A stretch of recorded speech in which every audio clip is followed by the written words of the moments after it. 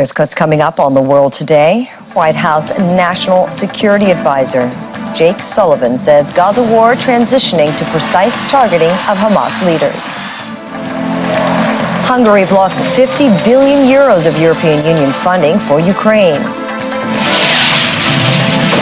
A subway crash in Beijing leaves 102 people with broken bones.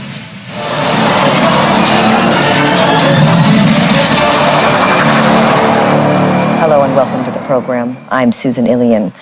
The Israeli Defense Force says it has recovered the bodies of 2 Israeli soldiers and 1 hostage who were taken hostage by Hamas. 19-year-old Nick Bazer was on duty at an IDF base at Erez Crossing, a route between Gaza and Israel, when it was attacked on October 7th. Ron Sherman, who is also 19 years, was abducted while serving as a coordination and liaison officer at the Gaza police headquarters.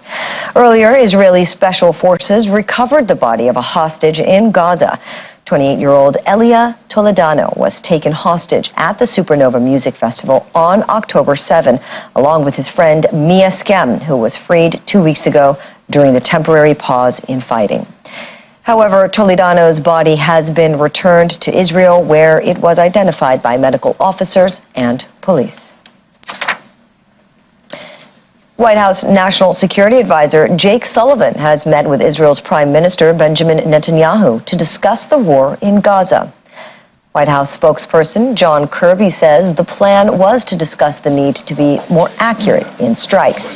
Israel has ignored calls for a ceasefire, including a resolution at the UN Secretary Council blocked by a U.S. veto last week, and another that passed overwhelmingly in the General Assembly this week.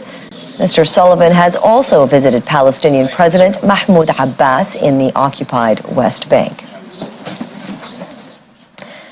Meanwhile, U.S. National Security Advisor Jake Sullivan has said the war in Gaza will transition to a new phase focused on precise targeting of the Hamas leadership and on intelligence-driven operations.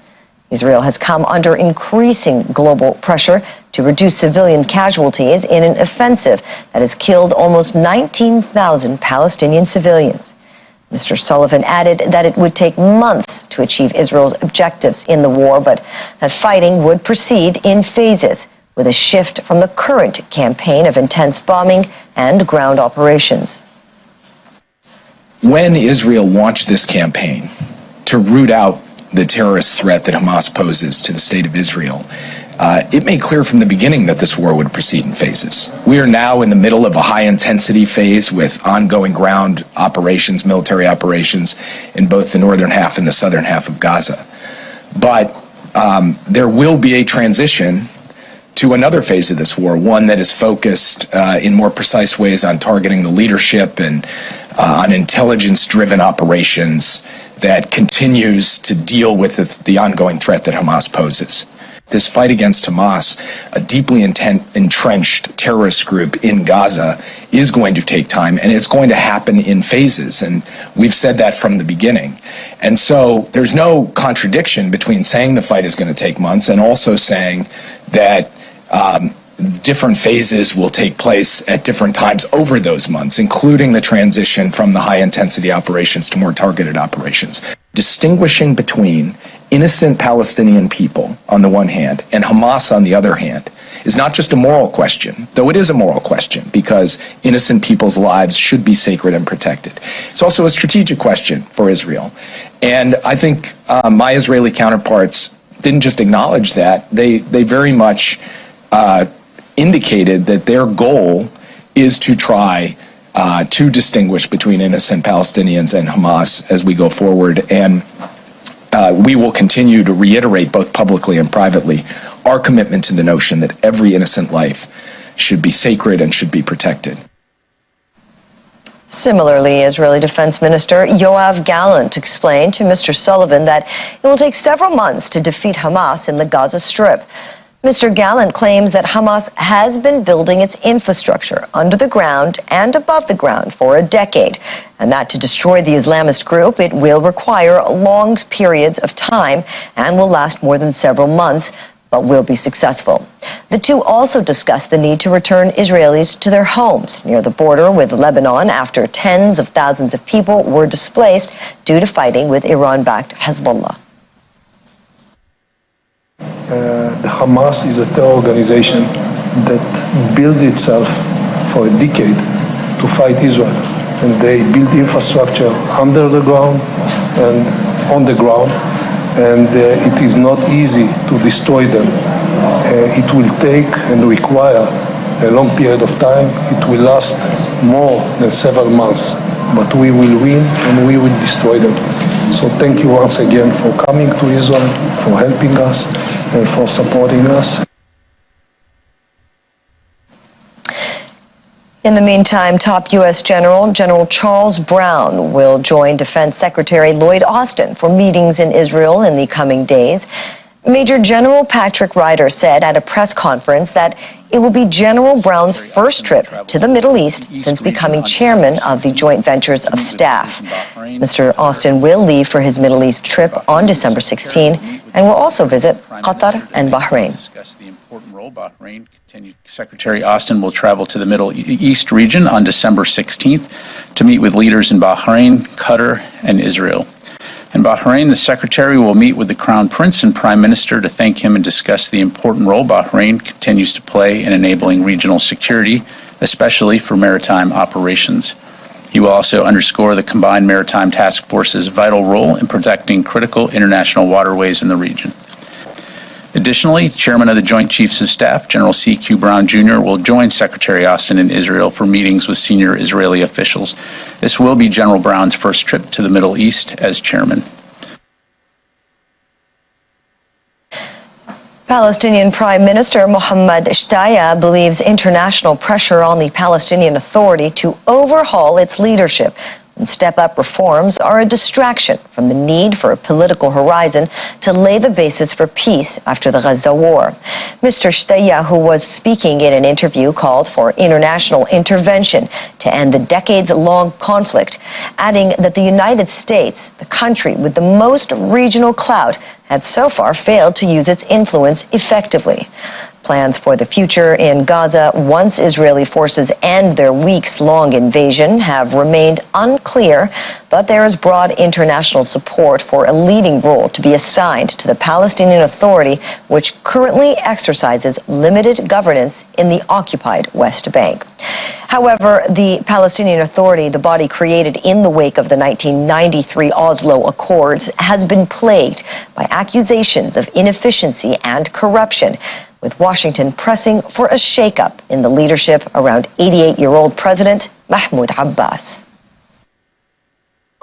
What we need is a day after for all of the Palestinian territories. What we need is to see an end to the Israeli-Palestinian conflict and the materialization and manifestation of a two-state solution. So for us, the issue is give us a political horizon. We need American measures to support the two states. That's what they are saying. So the issue for us is not, whether we reform the health sector or we reform local government sector or this and that and so. That's not the issue. The issue for us is that Palestinians have been suffering for 75 years. And nobody, the people who talk about two-state solution, okay, the two-state solution has become like international anthem. It's just people, they need measures on the ground.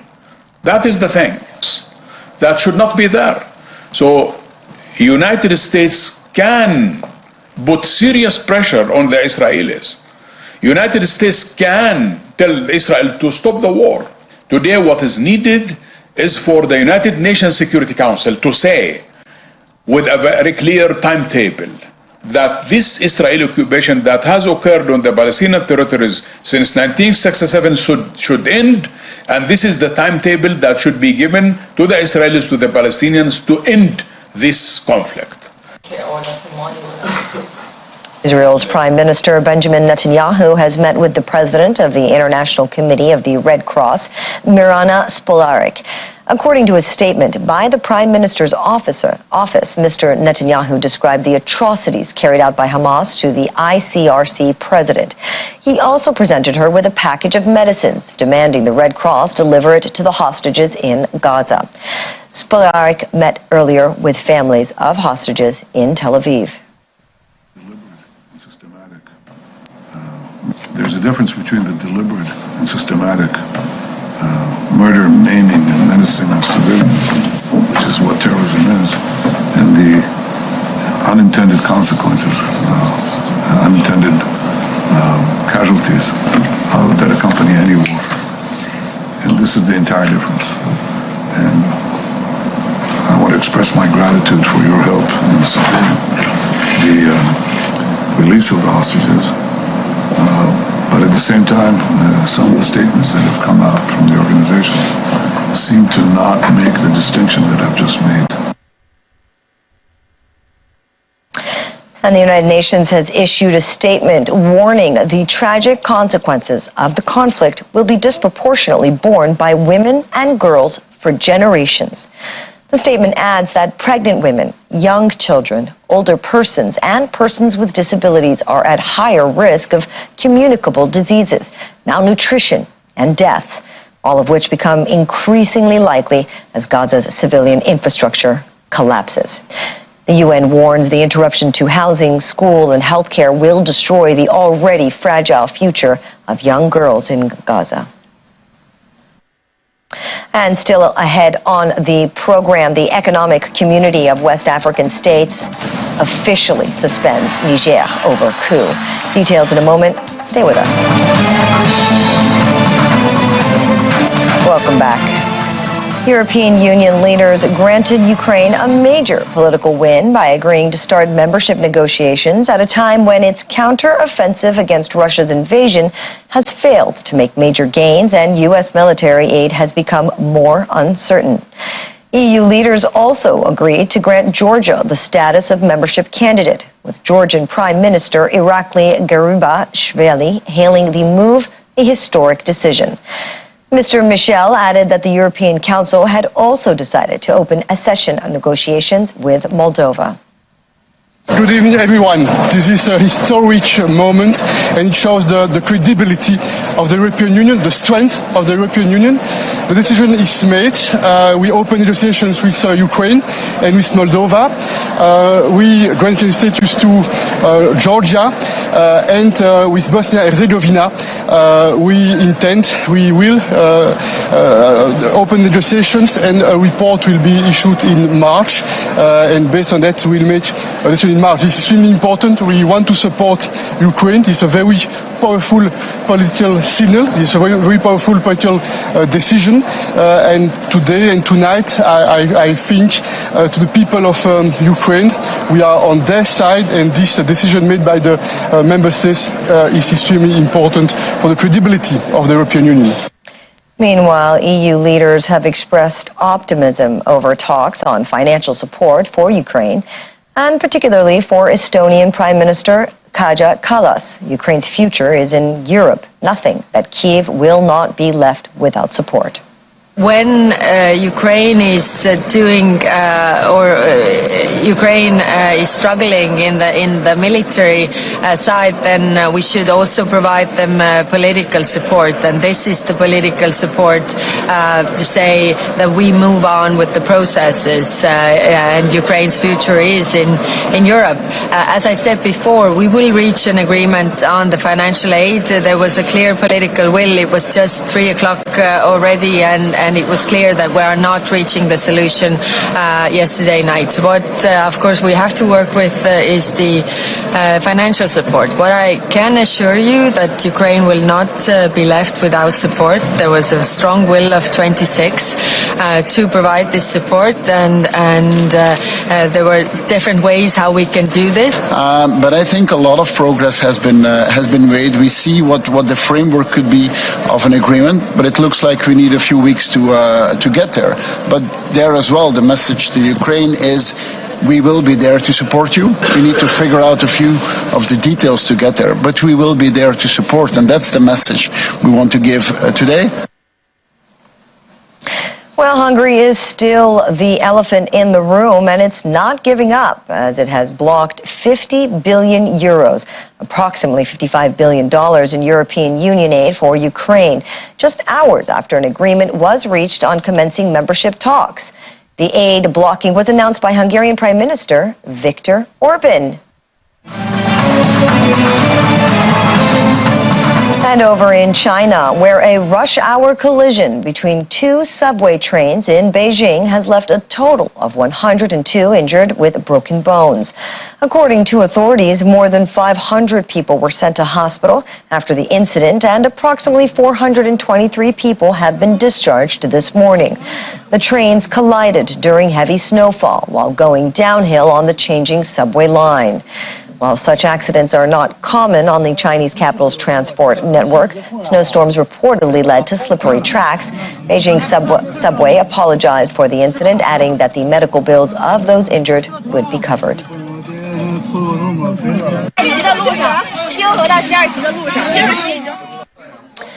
Manchester police have announced that a teenager from Britain who was found in southern France after disappearing 6 years ago is expected to return to his family in northern England in the next few days.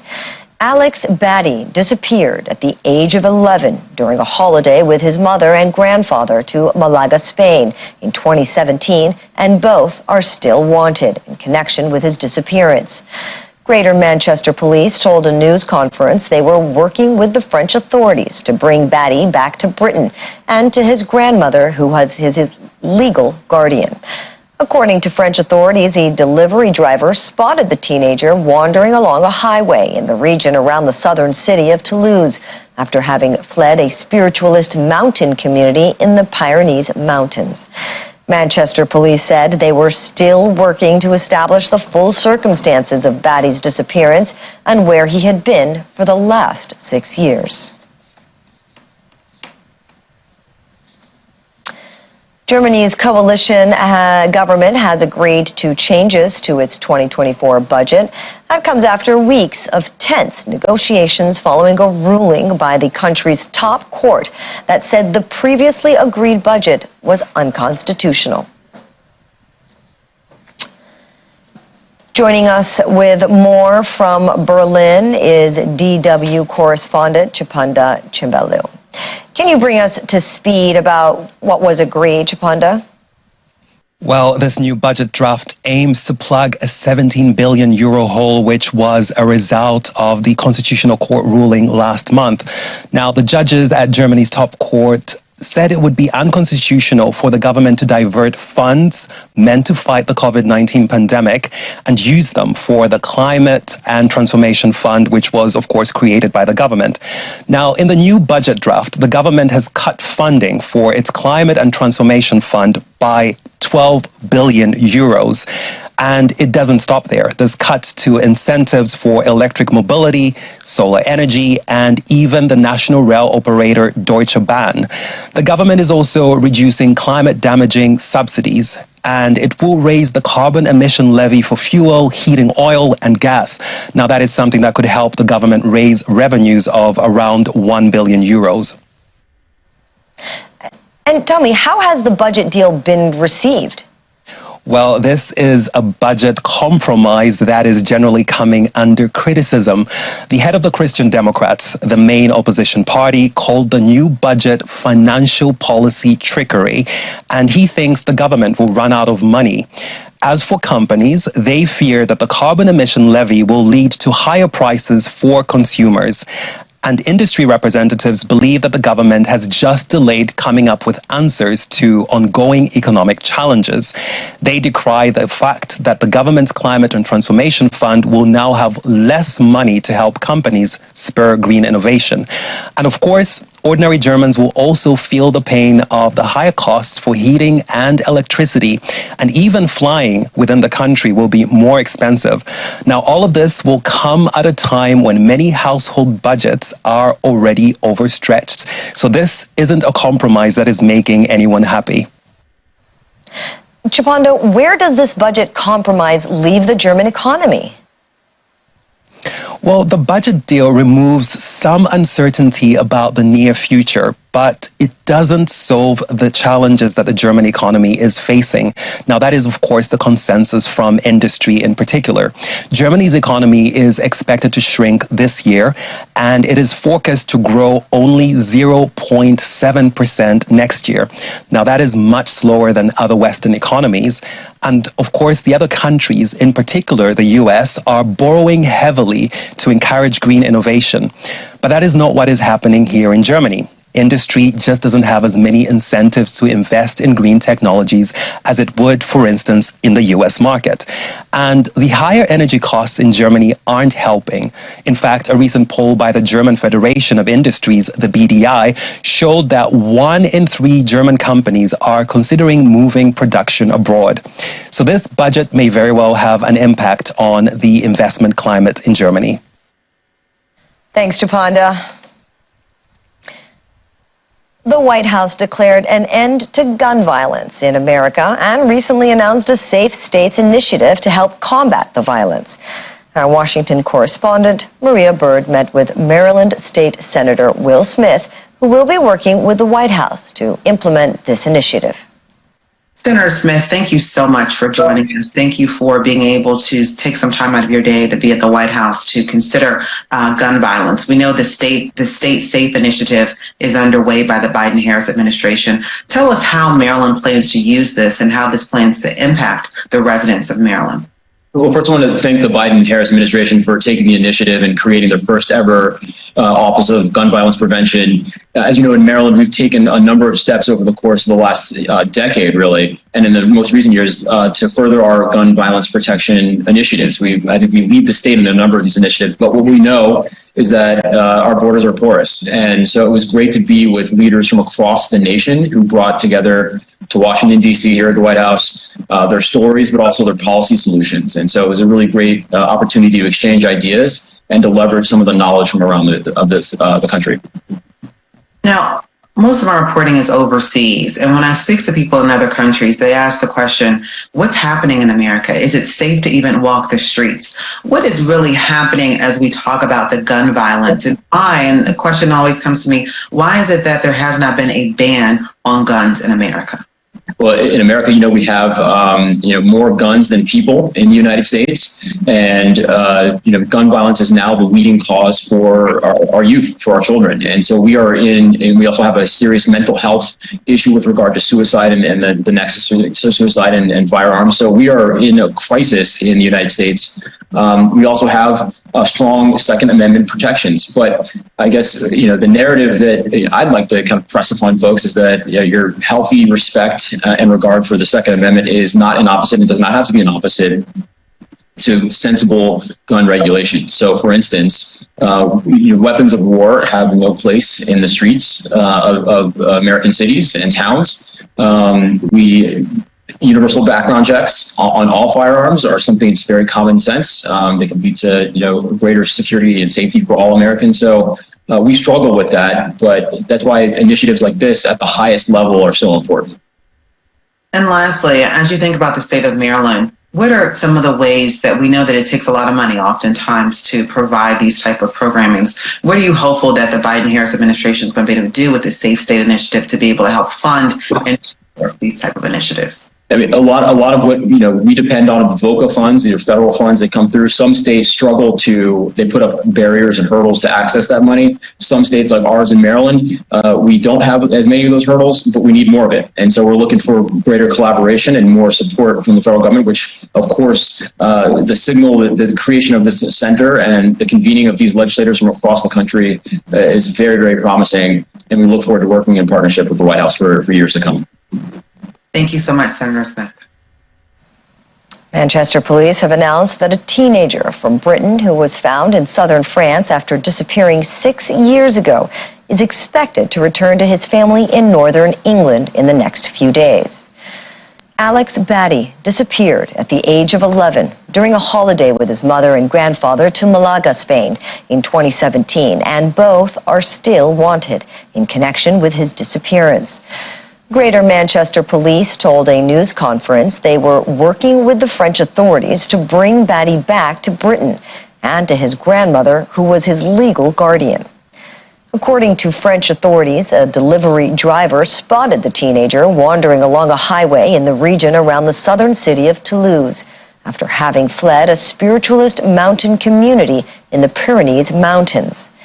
Manchester police said they were still working to establish the full circumstances of Batty's disappearance and where he had been for the last 6 years. I think I speak on behalf of the whole of Greater Manchester Police when I say we are relieved and overjoyed to receive the news from the French authorities that they believe Alex Batty has been found safe and well. It's been 6 years since his disappearance. This is a huge moment for Alex, for his family and for the community in Oldham. On Wednesday, a member of public reported a potential sighting in the Toulouse area of France. The young man identified as Alex and was taken to a French police station. The young man and Alex's grandmother spoke on a video call last night, and whilst she is content that this is indeed Alex, we obviously have further checks to do when he returns to the United Kingdom. Alex and his family remain our focus, and we still have some work to do in establishing the full circumstances surrounding his disappearance and where he has been in all those years. On the African continent, the Economic Community of West African States, ECOWAS, regional bloc, has suspended Niger's membership after the ruling military junta refused to reinstate deposed President Mohamed Bazoum. Mr. Bazoum was overthrown in a military coup in July. It suspended Niger from ECOWAS's decision-making bodies until constitutional order is restored in the country. ECOWAS initially perceived the situation in Niger as an attempted coup, leading to the delay in the suspending of the country. Still ahead on the program, houses and streets dazzle with Christmas lights in the Australian city of Sydney. We'll bring you that story and more. Stay with us.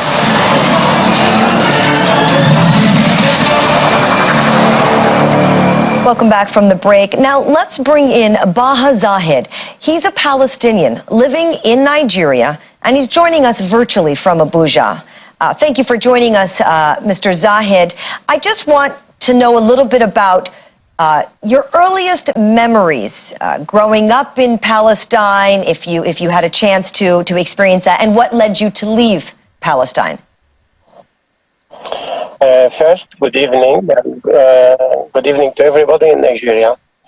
Yeah, my name is Baha Zahid. I am from the Palestinian who left his family Palestine in 1948. We left from Palestine that time when the Israeli people came and do a lot of things, so my family left to Syria. And we stay in Syria in refugee camp, and the very difficult circumstances in life and many things.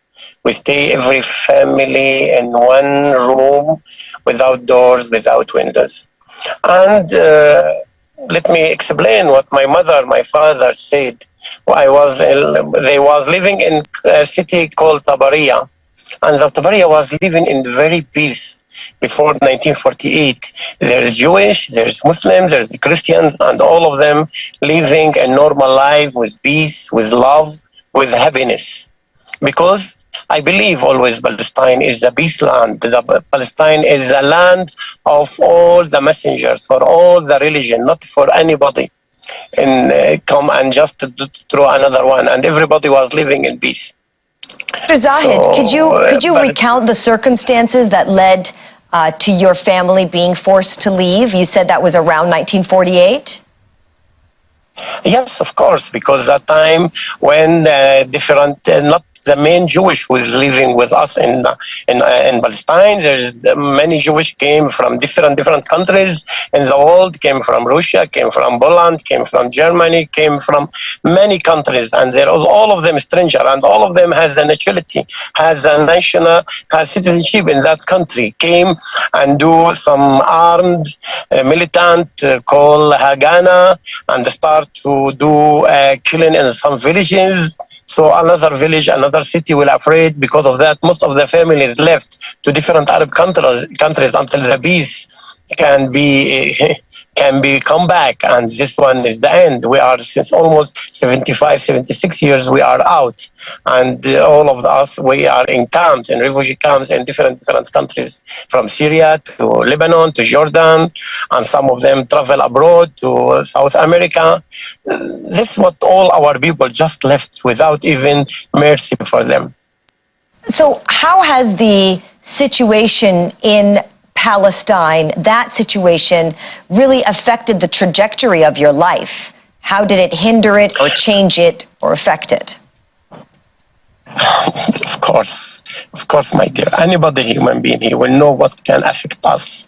We are in Tabaria, my family, my father, my mother has very good house with good furniture, with everything.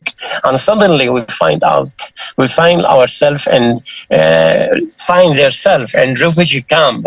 And one camp, call it Nairab, in Aleppo city.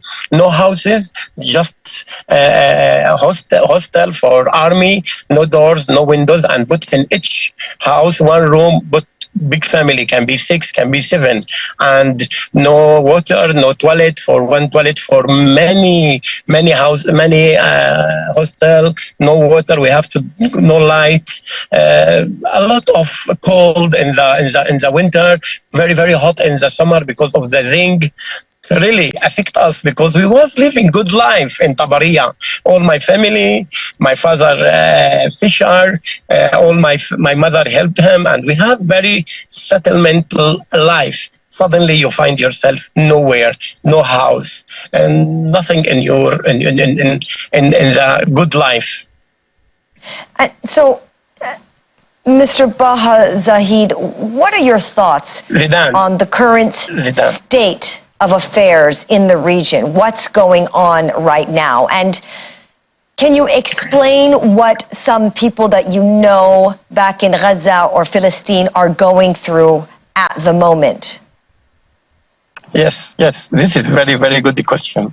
You know, the problem, the people look for the problem from 7th of October. And this is the wrong way to look for the problem.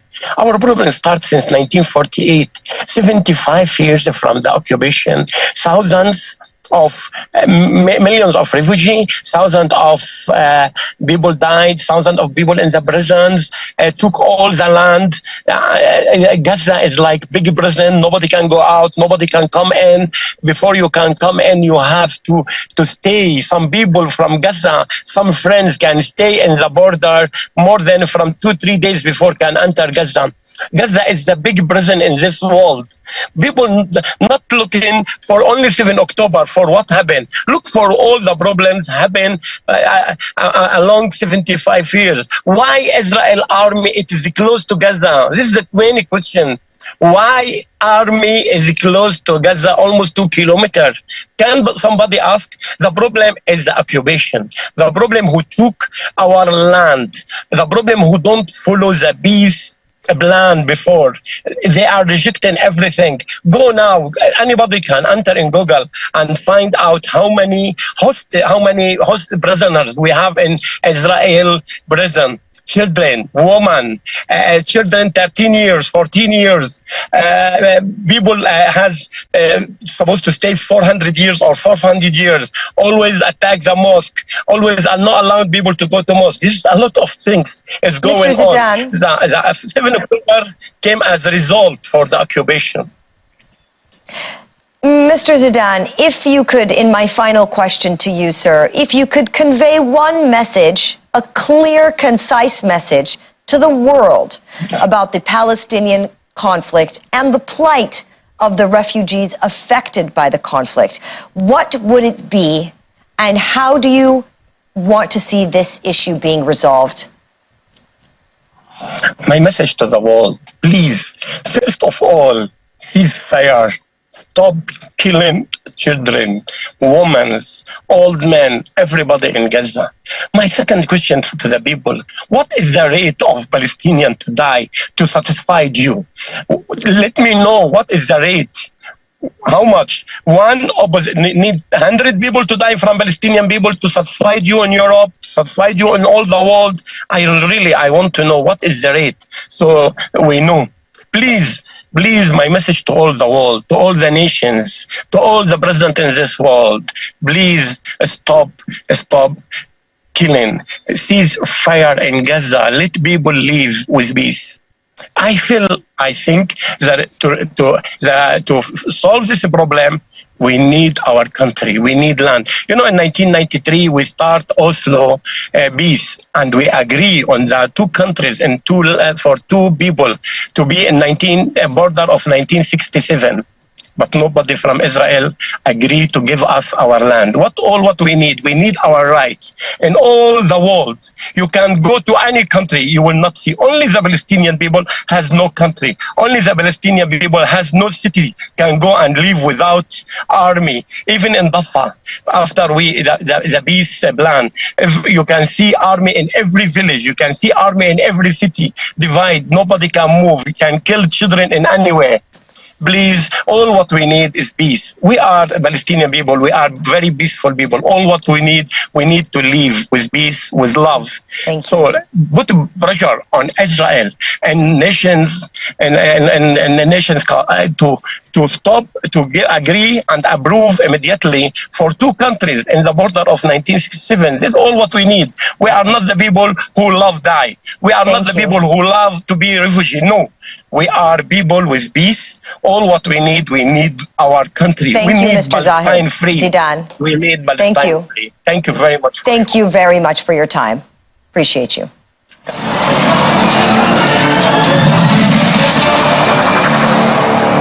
And Somalia's President Hassan Sheikh Mohamud believes it is time for the country to take up full responsibility for its security.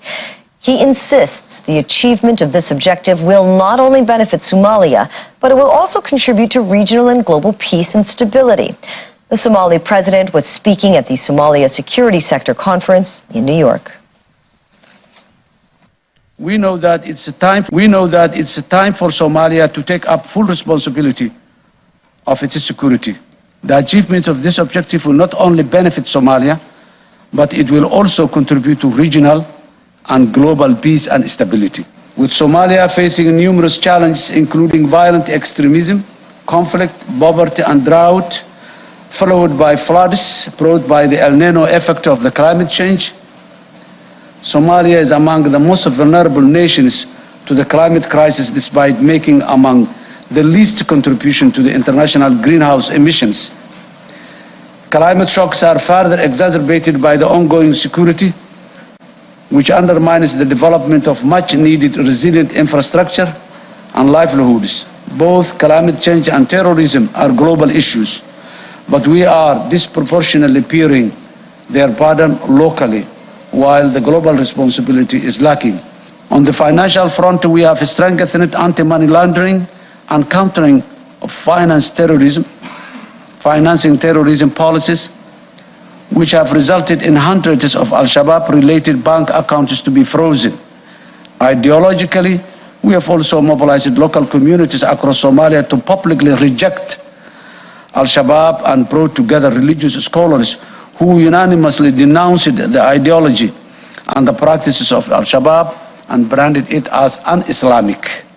The drawdown of ATMIS we are witnessing today is a testament to the progress we've made together in building a more stable Somalia with a stronger security apparatus working towards transitioning full security responsibilities to Somali forces. We completed phase 1 of the transition, and phase 2 will be completed in the next couple of weeks. A looming hunger catastrophe may descend in Sudan by next year's lean season. That's the prediction of World Food Program spokesperson Lenji Kinsley, if access and regular delivery of food assistance to people trapped in conflict hotspots is not expanded. The worst affected areas include the capital, Khartoum, as well as the Darfur region in the west and the south-central Kordofan region.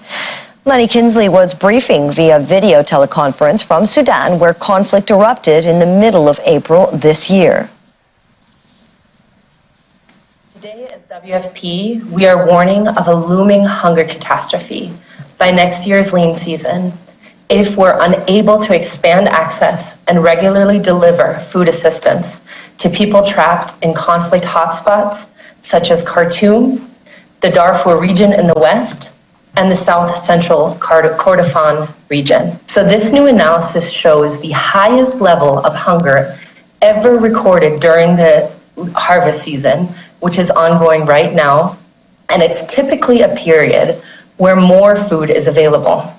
And if there's not a significant increase in food assistance by the time the lean season arrives in May, conflict hotspots could see the emergence of catastrophic hunger, or level 5 out of 5, the highest level on the integrated phase classification scale. Regular and safe humanitarian access to civilians in areas worst hit by violence has quite frankly been inadequate. WFP has been able to take advantage of momentary lulls in fighting to reach families in Greater Khartoum with food assistance, but we've only managed to reach the capital one time in the last 3 months.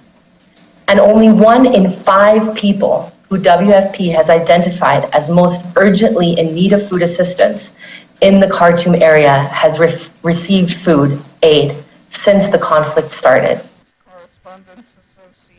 And the Nigerian Spice South Africa recently convened a town hall meeting in Johannesburg centered around the theme multilateral discussion on achieving a strong force as Nigerians in diaspora. This gathering, driven by a mission to cultivate unity and collaboration among Nigerians in the diaspora, saw distinguished attendees, including the Consulate General of Nigeria in Johannesburg, Mr. Andrew Iddy, and the former Central Bank of Nigeria Governor, His Royal Highness Sanusi Lamido Sanusi.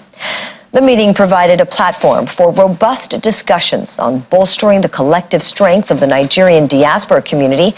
Our South African correspondent Innocent Somoza reports. The town hall meeting brought together a diverse group of Nigerians from different parts of the Southern African region, all eager to discuss and strategize on how to build a strong force as Nigerians in the diaspora. We have to foster unity. That's the starting point, because what Nigerian Spice is about is to tell the good Nigerian stories, to actually showcase the fact that we are assets. As Nigerians, we are assets, but you cannot see that asset when everybody is standing like an individual broomstick. You can only see that when we band together, and you can see the force of that talent that resides in the Nigerian community. I had the opportunity to speak with the Consulate General of Nigeria in Johannesburg, Mr. Andrew Iddy. Here's what he had to say about the importance of such gatherings. Nigerians in South Africa are thriving. They're doing well. They're helping build the South African community, whether it's in science and technology, in the hospitals, in every sphere of life. Nigerians are contributing hugely to the advancement of the state of South Africa. Attendees had the privilege of hearing from the former Central Bank of Nigeria Governor, His Royal Highness Sanusi Lamido Sanusi, who shared his insights on the role of the diaspora in shaping Nigeria's future. If you say you want to be an honest person, and that's what you want to be, it doesn't matter whether you have money, whether you're rich or poor, you're an honest man. And you bring up your children that the value that matters is honesty, or generosity, or kindness of spirit, or care for the poor, a caring person, respectful person, decency. Those are that's who you are. And if you begin to define yourself by those values, now when I see you, what interests me is, are you honest? Are you decent? Are you generous? I'm not interested in whether you're Hausa or Yoruba, or if you are a Hausa thief or an Igbo thief or a Yoruba thief, they are all thieves. The Nigerian Spice Town Hall meeting concluded with a renowned sense of commitment among attendees. From Johannesburg, South Africa, Innocent Somoza, Channels Television News.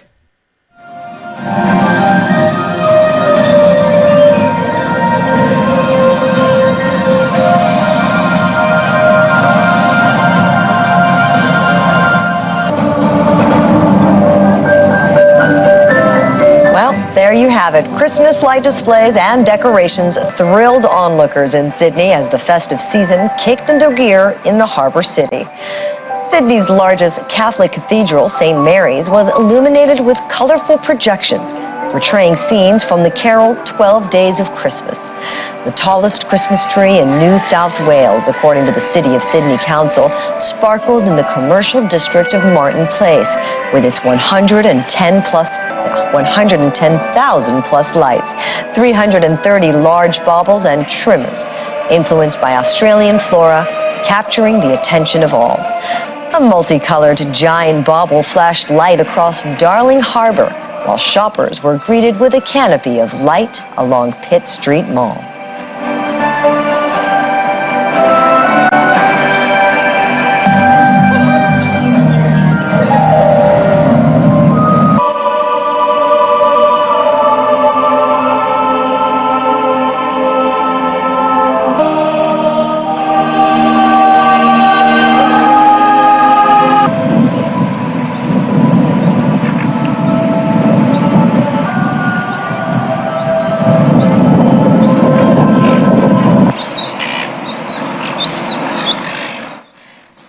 Australia is hoping to steal all the Christmas glit and glamour as homes in Sydney's southwest thrilled onlookers with dazzling Christmas light displays.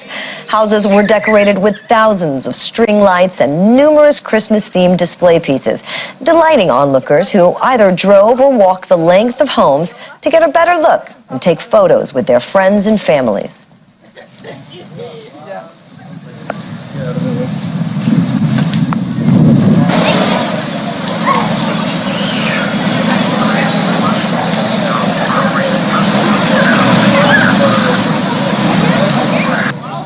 It makes everyone happy this time of year, and we do it for the community. And to see the happiness and the joy on little kids' faces is just priceless. It means a lot to us, and that's why we do it every year. I started it in the street, and it's eventually worked down the street.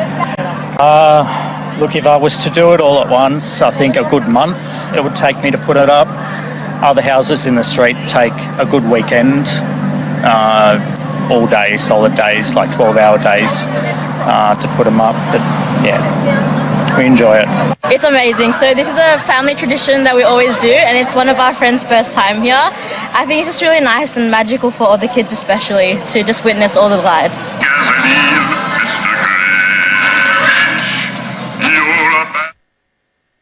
And it's a wrap on the world today for this week. Thank you for watching. I'm Susan Ilian. Have a great weekend.